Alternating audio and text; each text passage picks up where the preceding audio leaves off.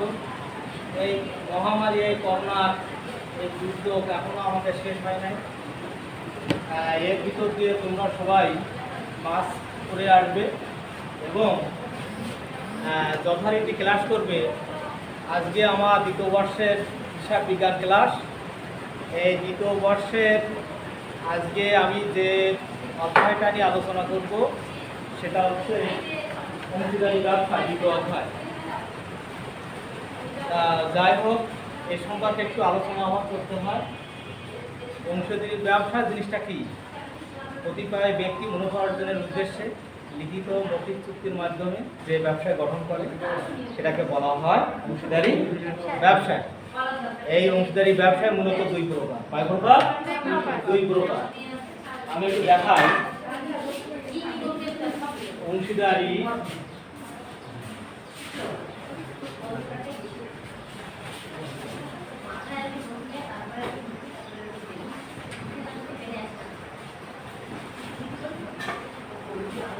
দুই প্রকার, যথা এক হচ্ছে কি সাধারণ অংশীদারি, দুই ব্যাংকিং ও অন্যান্য আর্থিক প্রতিষ্ঠানের অংশীদারি, তাই তো?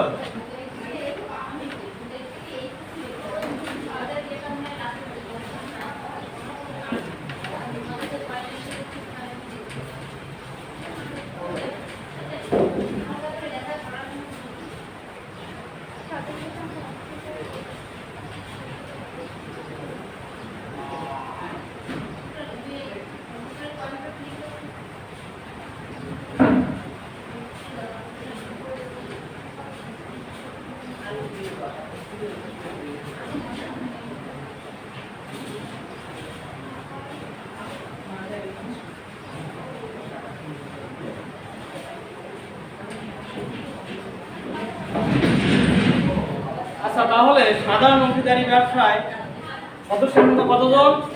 2 থেকে 10, ওই 2 থেকে 20, তাই না? এখানে হবে 2 থেকে 20।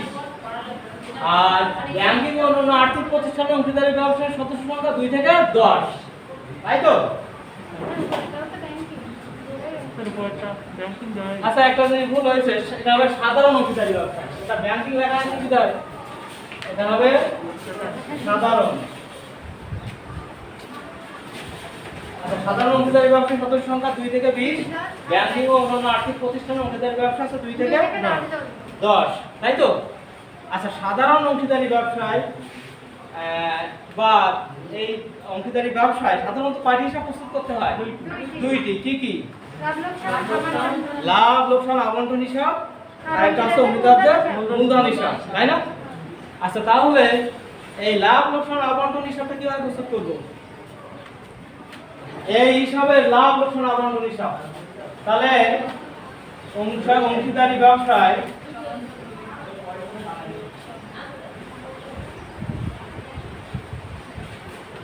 দুইটি হিসাব প্রস্তুত করা হয়।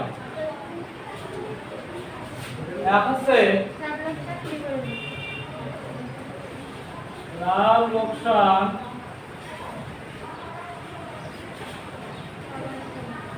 আবন্টন হিসাব,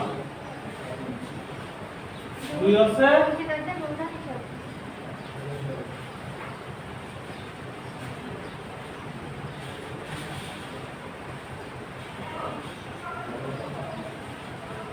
অংশীদারদের মূলধন হিসাব।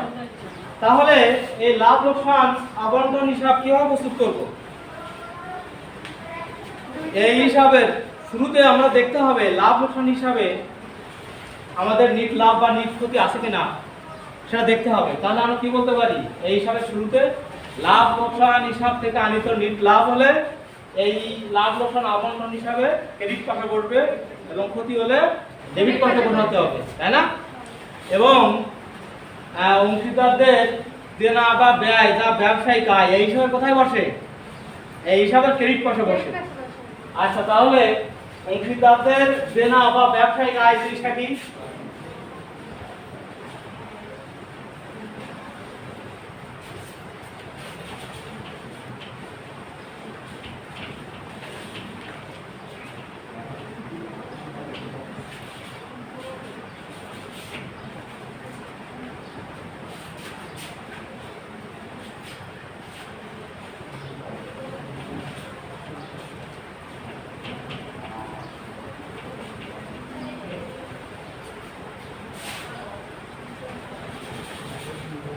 অংশীদারদের দেনা বা ব্যয় যা ব্যবসায়িক আয়, যা ব্যবসায়িক আয়,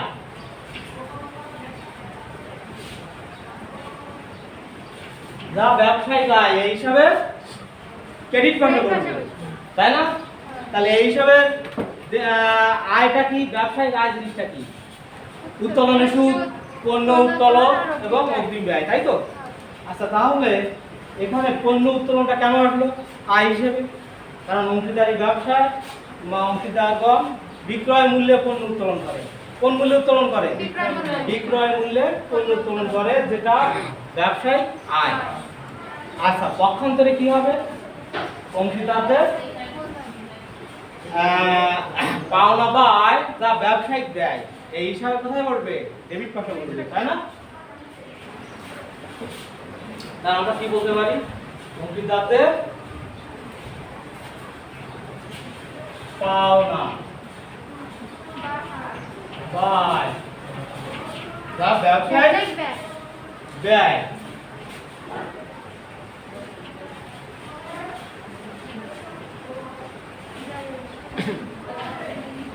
এইভাবে ডেবিট পাশে পড়বে। আচ্ছা, অংশীদারদের পাওনা বা আয় যা ব্যবসায়িক ব্যয় এই জিনিসগুলো কি? যেরকম আমরা লিখতে পারি এখানে মূলধনে বেতন, কমিশন,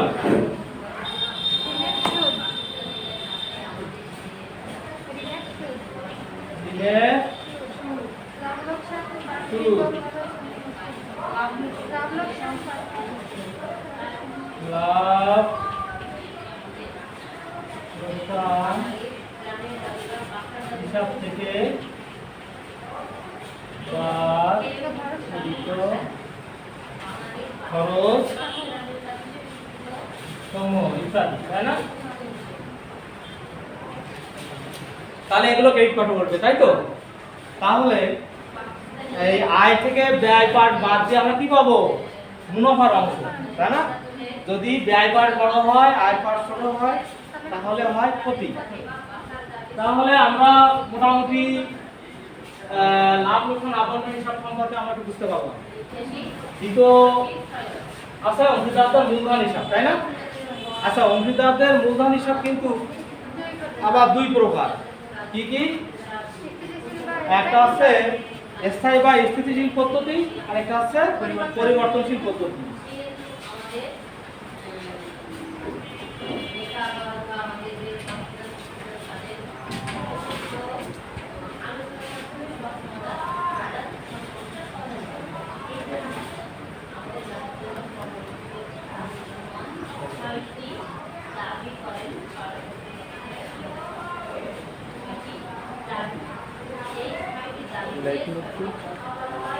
যথা আছে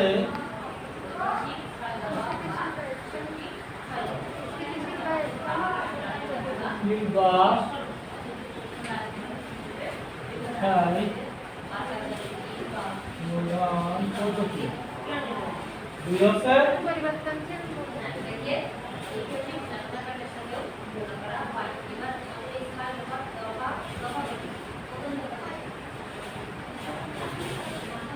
পরিবর্তনশীল মূলধন পদ্ধতি। তাহলে আমরা স্থিতি বা স্থায়ী মূলধন পদ্ধতি জিনিসটা কি? যে মূলধন পদ্ধতিতে শুরুর তারিখের মূলধন এবং শেষ তারিখের মূলধন একই থাকে, তাকে স্থায়ী বা স্থিতিশীল মূলধন পদ্ধতি বলে। এই স্থায়ী বা স্থিতিশীল মূলধন পদ্ধতিতে কোনো অংশীদার যদি অতিরিক্ত মূলধন আনয়ন করে, তাহলে আমরা কি করি?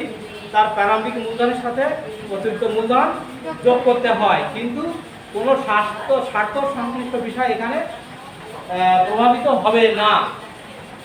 তাহলে স্থায়ী বা স্থিতিশীল পদ্ধতি জিনিসটা কি কে বলতে পারবে তোমাদের মধ্যে? পারবে বলতে? যে মূলধন পদ্ধতিতে শুরুর তারিখের মূলধন এবং শেষ তারিখের মূলধন একই থাকে, তাকে স্থায়ী বা স্থিতিশীল মূলধন বলে।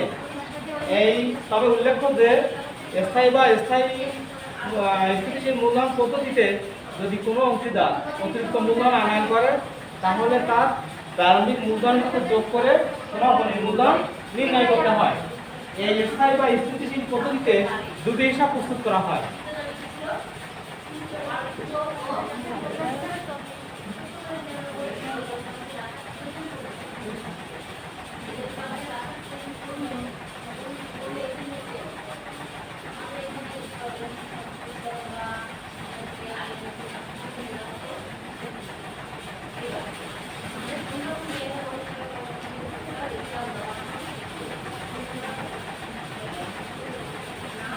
দুটি হিসাব প্রস্তুত করা হয় কি কি? একটা হচ্ছে উৎপাদকের মূলধন,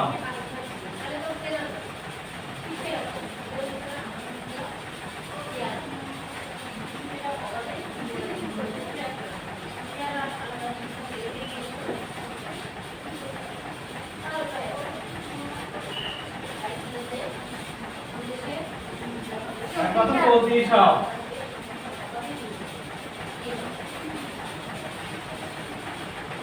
তাহলে স্থায়ী বা স্থিতিশীল মূলধন কিভাবে নির্ণয় করতে হয় এটা আমি আলোচনা করেছি।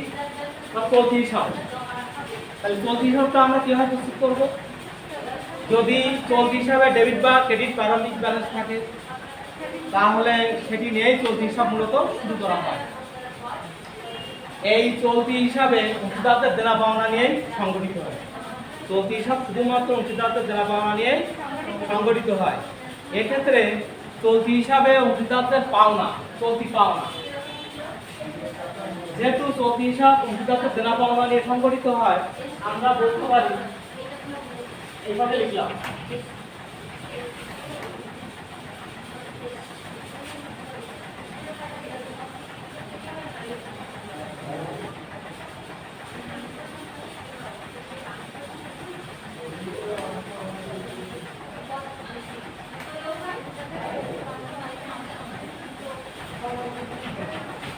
চলতি পাওনা সমূহ কি কি আছে এখানে? এক, মূলধনের সুদ,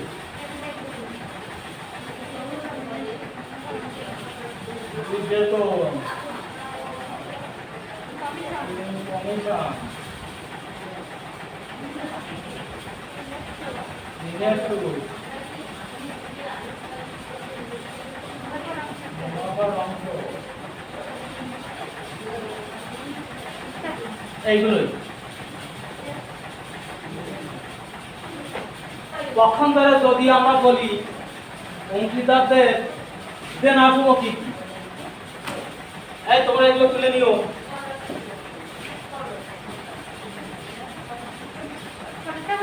আচ্ছা আমি নিচে লিখি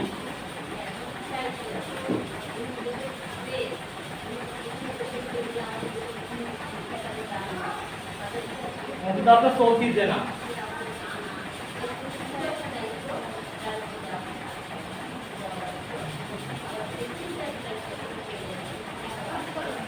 তাহলে আমরা কি কি বলতে পারি? চলতি দেনার সমূহ উত্তোলন,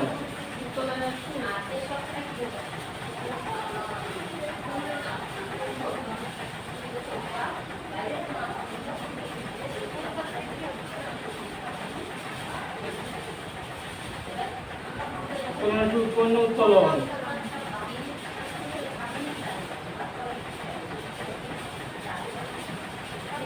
ক্ষতির অংশ, তাই না?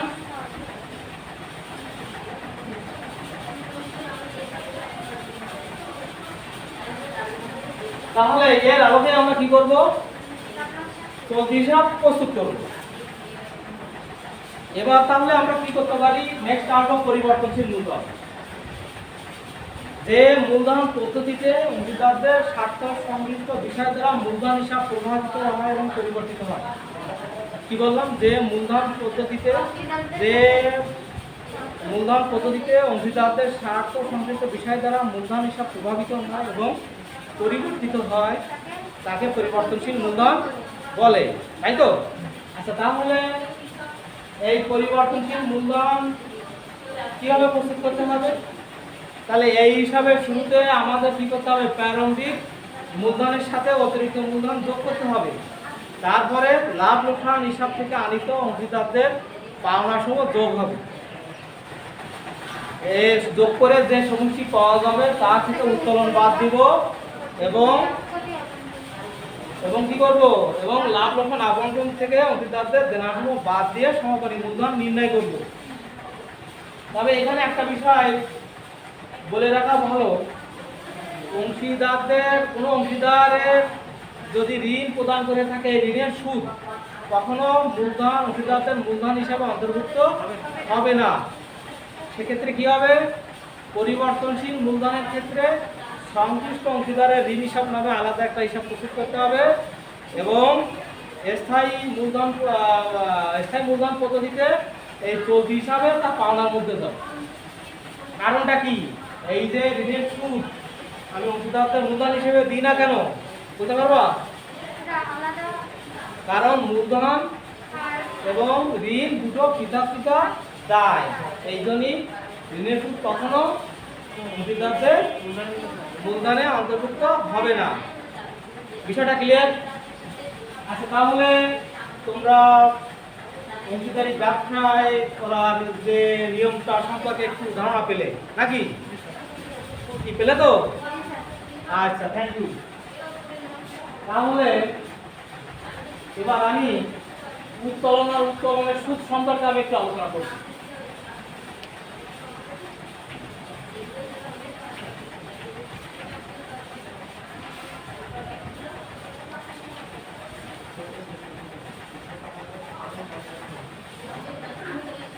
আচ্ছা, উত্তোলন জিনিসটা কি তা কি বলতে পারবে? উত্তোলন জিনিসটা কি বলতে পারবে কেউ? মালিক তার ব্যক্তিগত প্রয়োজনে ব্যবসায়ী থেকে কোনো আর্থিক সুবিধা বা সম্পদ গ্রহণ করলে, মালিক তার ব্যক্তিগত প্রয়োজনে ব্যবসা থেকে কোনো আর্থিক সুবিধা ও সম্পদ গ্রহণ করলে তখন সেটাকে বলা হয় উত্তোলন, তাই না? তাহলে উত্তোলনটা কিন্তু দেখা যাচ্ছে ব্যবসা মালিকের কাছে পায়। উত্তোলনটা কি ব্যবসা মালিকের কাছে পায়, যেহেতু মালিক নেছে। আর মালিক এবং ব্যবসা দুটো পৃথক সত্তা। ক্লিয়ার? তাহলে এই উত্তোলনের সুদ আমরা কিভাবে নির্ণয় করব, এই বিষয়টা তোমাদের সুন্দর স্পষ্ট একটা ধারণা থাকা দরকার বলে আমি মনে করি। যদি কোনো অংশীদার সারা বছর ধরে ব্যবসা থেকে উত্তোলন করে তাহলে 6 মাসের সুদ ধার্য করতে হয়। সাধারণত অঙ্কে উত্তোলনের সুদের হার উল্লেখ থাকবে। বুঝেছো? অঙ্কে কি থাকবে? উত্তোলনের সুদের হার অবশ্যই উল্লেখ থাকবে। যদি অংশীদারদের উত্তোলনের সুদের হার উল্লেখ না থাকে তাহলে আমরা উত্তোলনের সুদ বের করবো না বা ধার্য করবো না। তাহলে দেখো, বিভিন্ন পদ্ধতি আছে উত্তোলনের সুদ ধার্য করার। যেরকম যদি কোনো অংশীদার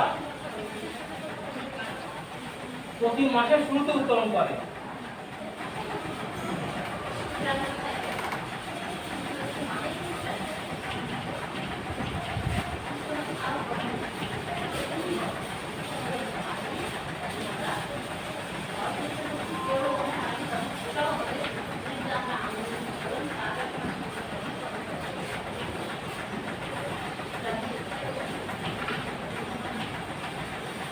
কোনো অংশীদার যদি প্রতি মাসে শুরুতে উত্তোলন করে তাহলে উত্তোলনের সুদের সূত্র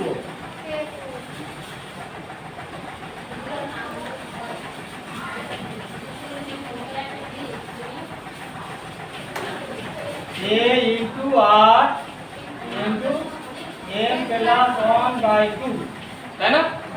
কোনো অংশীদার যদি প্রতি মাসের শুরুতে উত্তোলন করে, ভালো করে বুঝে নাও, বুঝতে সমস্যা হলে বলবে। A into R into M plus 1/2, এ বলতে বোঝায় অ্যামাউন্ট অফ ড্রয়িং, মানে মাসিক উত্তোলনের পরিমাণ। এখানে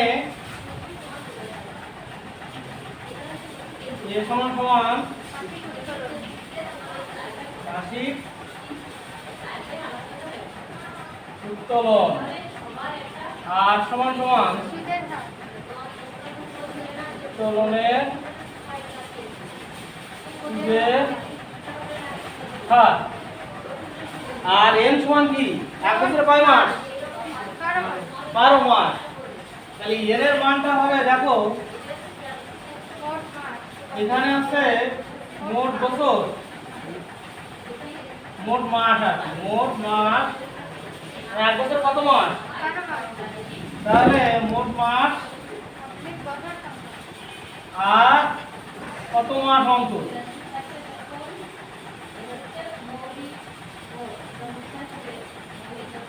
তাহলে এর সমান কত? মোট এক বছর কয় মাস? 12 মাস। এখানে প্রতি মাস হচ্ছে না, তাহলে কয় মাস অন্তর? প্রতি মাস এক মাস অন্তর, তাহলে এক সমান সমান কত হবে? 12, তাই না? তাহলে প্রতি মাসের শুরুতে যদি উত্তোলন করি, মনে করো মিস্টার ক প্রতি মাসে 300 টাকা করে উত্তোলন করে, প্রতি মাসের শুরুতে 300 টাকা করে উত্তোলন করে, তাই না? 5% উত্তোলন সুদের হার কত?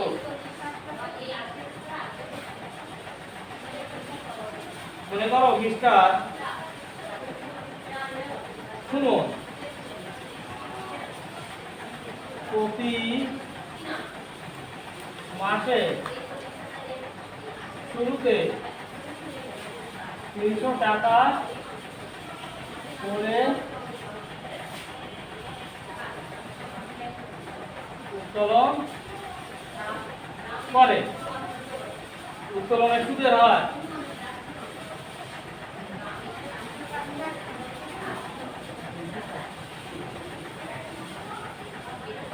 5%, তাই তো? তাহলে এইটাকে আমরা কি করতে পারি?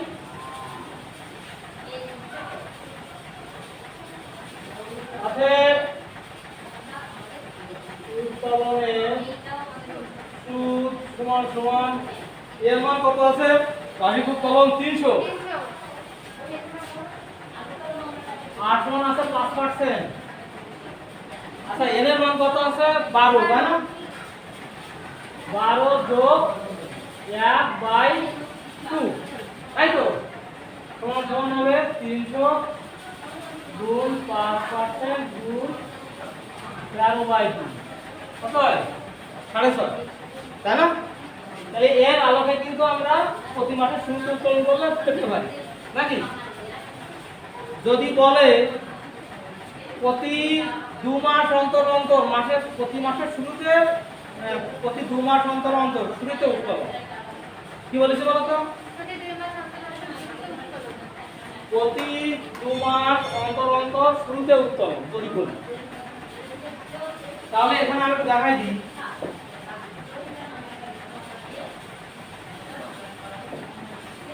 প্রতি 2 মাস অন্তর অন্তর শুরুতে উত্তোলন করলে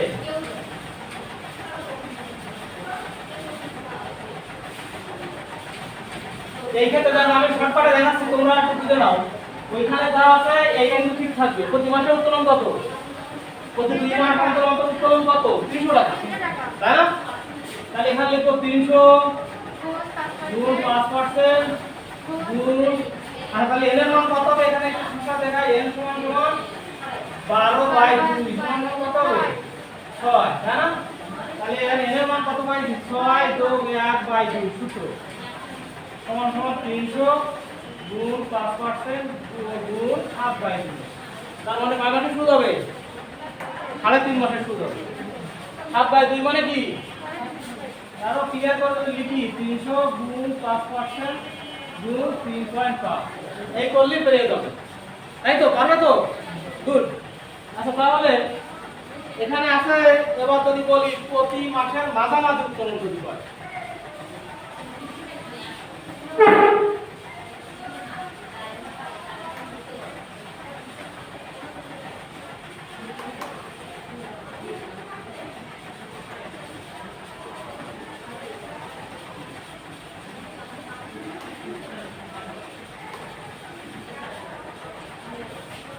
সূত্র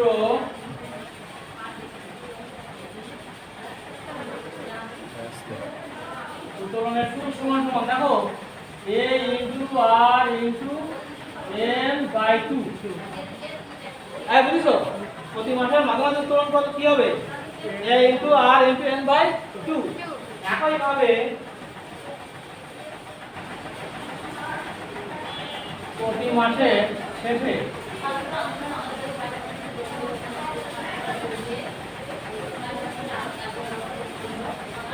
শেষ উত্তরণ বলে সূত্র কি হবে?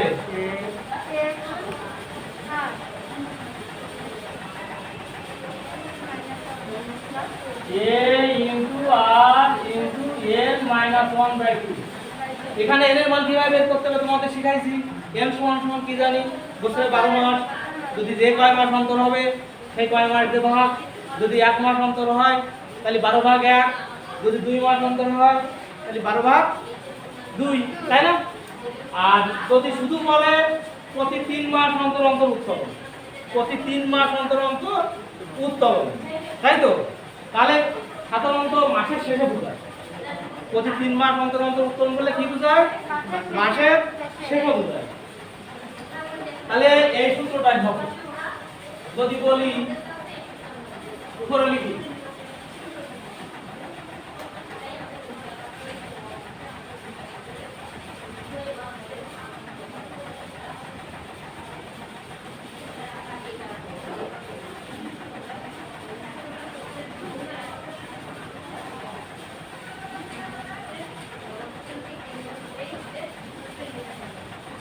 প্রতি 3 মাস অন্তর উত্তোলন করলে আমি মাসের শেষে বলি বুঝাইছি, মাসের শেষে বুঝাই। মাসের শেষে বুঝালে সেক্ষেত্রে উত্তোলনের সূত্র কি আছে? a into r into n minus 1/2, তাই না? দেখো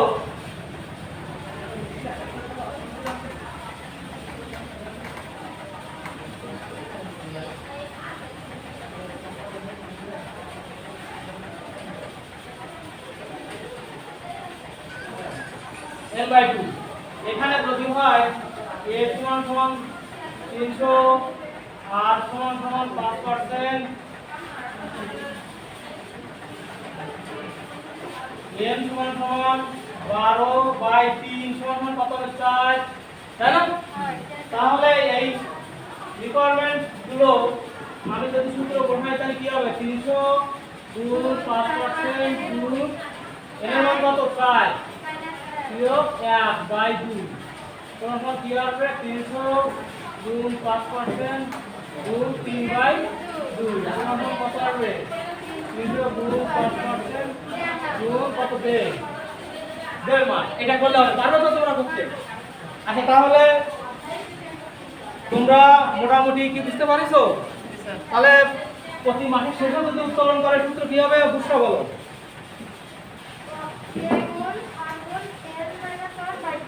আচ্ছা, গুড। যদি প্রতি মাসের শুরুতে উত্তোলন করে তাহলে সূত্র কি হবে?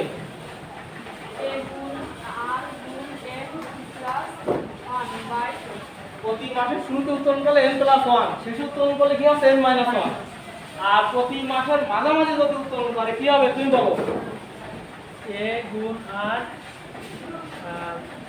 n/2, মাঝামাঝি বলে n/2। গুড, সুন্দর। তাহলে কি তোমরা বুঝতে পেরেছো? আচ্ছা, তাহলে এই জিনিসটা আরো বাসায় স্টাডি করবে। যদি কোনো সমস্যা হয় আমার কন্ট্যাক্ট নম্বর দেওয়া আছে, এই নম্বরে যোগাযোগ করবে। তাহলে সকলকে ধন্যবাদ। তোমরা ভালো থাকো, সুস্থ থাকো, সাবধানে চলাফেরা করবে এবং নিয়মিত পড়াশোনায় মনোযোগী থাকবে। ধন্যবাদ।